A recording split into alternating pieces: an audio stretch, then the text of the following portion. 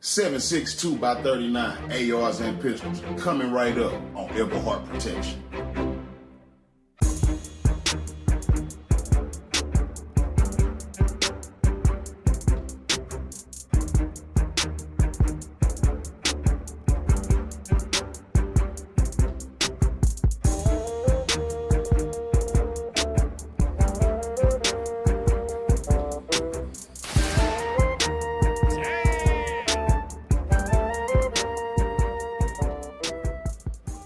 Welcome back to the channel, ladies and gentlemen. As always, I appreciate you guys stopping by, checking out the videos, checking out the channel. If you see something you like, thumbs up. If you don't mind, comment. I love to engage with the people who watch my content. Like, share, and subscribe. It goes a long way to help us guys out. Jumping right into this thing, I have a special one for you today. It's always a hot subject, hot topic when it does come up.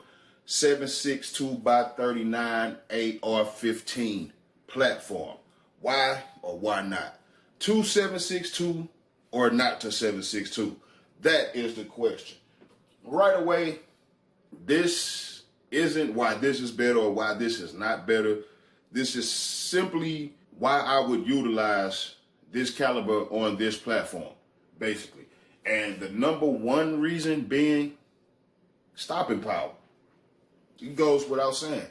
Of course, nobody wants to get hit with any bullet. We don't have to go there. A bullet is a bullet. I mean, come on. We know that. But if you know the two caliber side by side, you could possibly fit maybe 3 5.56 or 2.23 projectiles into a single 7.62 by 39 projectile.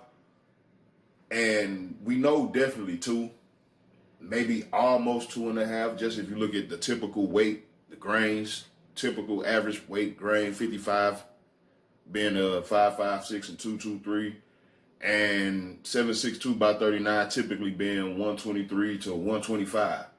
So at least 2, almost 2.5. The 7.62 by 39 is a 30 caliber round.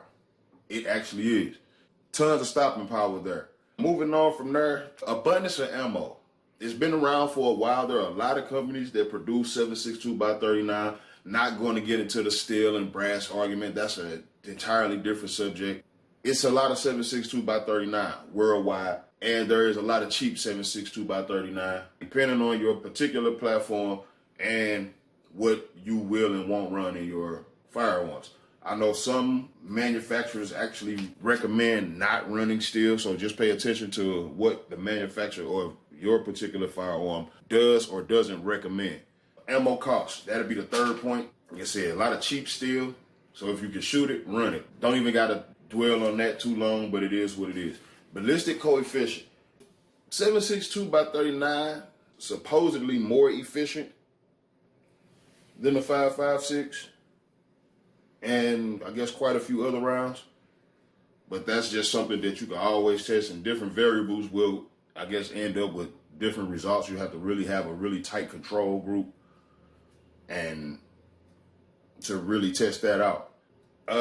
Number 5, you have a really rapidly growing market and aftermarket for the 7.62 by 39 AR-15 platform, which is great, because what you don't want to do is jump into something where the market is declining or going away, is shrinking.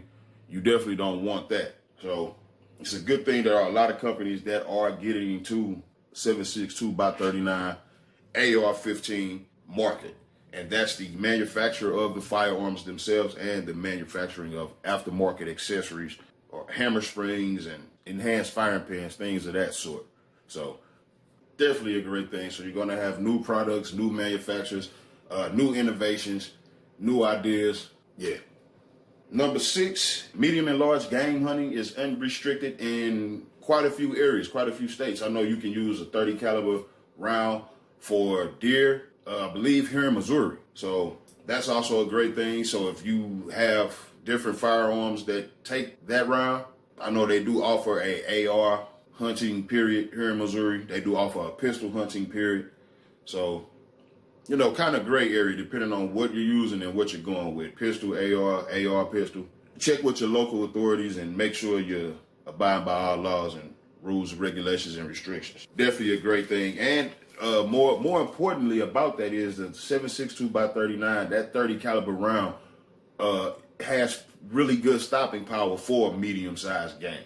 And if larger game, if more precise shooting, well-placed shot, it has the ability to bring that game down as humanely as possible. We'll just put it that way. Number 8, the AR-15 modularity, and like I said, the aftermarket. It's modular. So I can swap so many parts and pieces out, and it's fairly simple to swap most of those parts and pieces out. I can go with an entire different look, entire different style, depending on what my task is, depending on what I'm aiming to do, and you have a lot of options. On this particular rifle, I previously had the same style Hollow Sun red dot, and I could send that thing out pretty far. So the modularity of the AR-15 platform will always give it a couple steps up on some other platforms. The simplicity, again, going back to the AR-15 platform, the simplicity of the platform. I'm not sitting here saying it's simple to build a BCG in your garage with your Craftsman tool set. It's not what I'm implying. Not at all. But there are millions of BCGs available. It's so simple to pull an AR-15 apart and put it back together.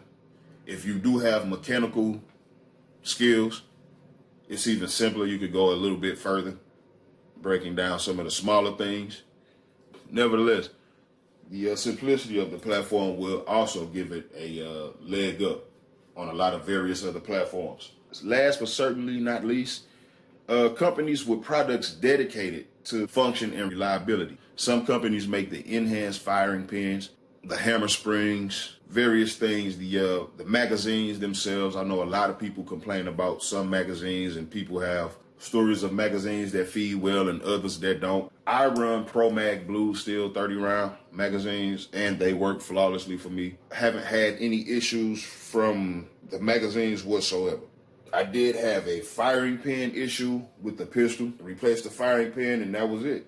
That was the end of that. The biggest issue with the AR-15 platform is the feeding from mags and the light primer strikes. To fix that, you simply would try a different magazine or add an enhanced firing pin, and those problems should be solved. Right here in front of you, I do have a Radical Firearms heavy barrel 16-inch rifle and a Bear Creek Arsenal heavy barrel 7-inch pistol. Both take the Pro Mag magazines, both feed exceptionally well. I did put the enhanced firing pin in the pistol. At this point, Bear Creek does offer all of their 7.62x39 uppers and complete firearms with the enhanced pin. So right out the box, those things will run flawlessly. So again, not a why this is better than 5.56. That's not why I shot this video. All I wanted to do was talk about points why it could still be a good option. It could still be a good fit depending on what you're doing. And I guess what other firearms you may have. If you already have a lot of 7.62x39, or if you have various firearms that run that caliber, it would kind of make sense to grab this AR-15 and that caliber if you were looking to get into the AR-15 platform. That way you're not adding multiple calibers and having to deal with all of that. You're shooting one caliber and that's it. Full-size rifle, X-Sight 4K, and a pistol, HS403B Hollow Sun red dot, shake away. Lots of fun, lots of great quality shooting. The recoil is surprisingly low, and it's literally a blast to shoot. Thanks for stopping by. Thanks for checking out the video. As always, I definitely appreciate it. Like, share, subscribe, hit that notification button so you'll see all content when we do drop it. And always, always be safe and enjoy your Labor Day weekend.